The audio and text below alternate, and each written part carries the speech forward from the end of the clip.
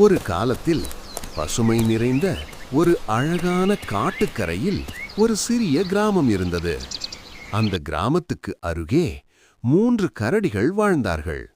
அவர்கள் பெயர் முத்துக்கரடி, கண்ணன் கரடி, சின்னு கரடி.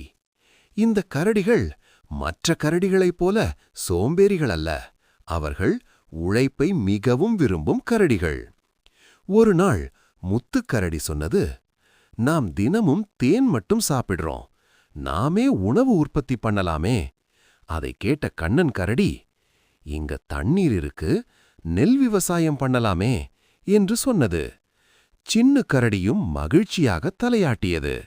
3 கரடிகளும் நெல் விவசாயம் செய்ய முடிவு செய்தார்கள்.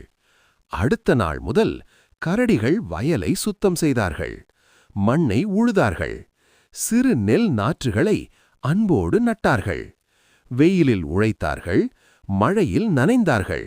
சோர்வாக இருந்தாலும் ஒருவருக்கொருவர் உதவி செய்து வேலை செய்தார்கள். சின்ன கரடி தினமும் தண்ணீர் பாய்ச்சியது. கண்ணன் கரடி பறவைகள் நெலை சாப்பிடாதபடி காத்தது. முத்துக்கரடி எல்லாருக்கும் உற்சாகம் கொடுத்தது. சில நாட்களுக்குப் பிறகு வயல் முழுக்க பச்சை பச்சை நெல் செடிகள் வளர்ந்தது. பின்னர் தங்க நிற நெல் கதிர்கள் காற்றில் ஆடினது. அறுவடை நாள் வந்தது. கரடிகள் சந்தோஷமாக நெலை அறுத்தார்கள். அந்த அரிசியால் சுவையான சாதம் செய்து மகிழ்ச்சியாக சாப்பிட்டார்கள். அதை பார்த்த கிராம மக்கள், வாவ், கரடிகள் கூட விவசாயம் செய்றாங்க என்று ஆச்சரியப்பட்டார்கள். கரடிகள் அரிசியை கிராம மக்களுடன் பகிர்ந்து கொண்டார்கள்.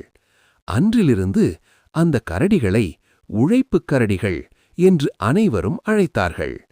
இந்த கதையிலிருந்து நாம் கற்றுக்கொள்ளும் பாடம், உழைப்பு இருந்தால், ஒற்றுமை இருந்தால், பகிர்வு இருந்தால் யாரும் வெற்றி பெறலாம்.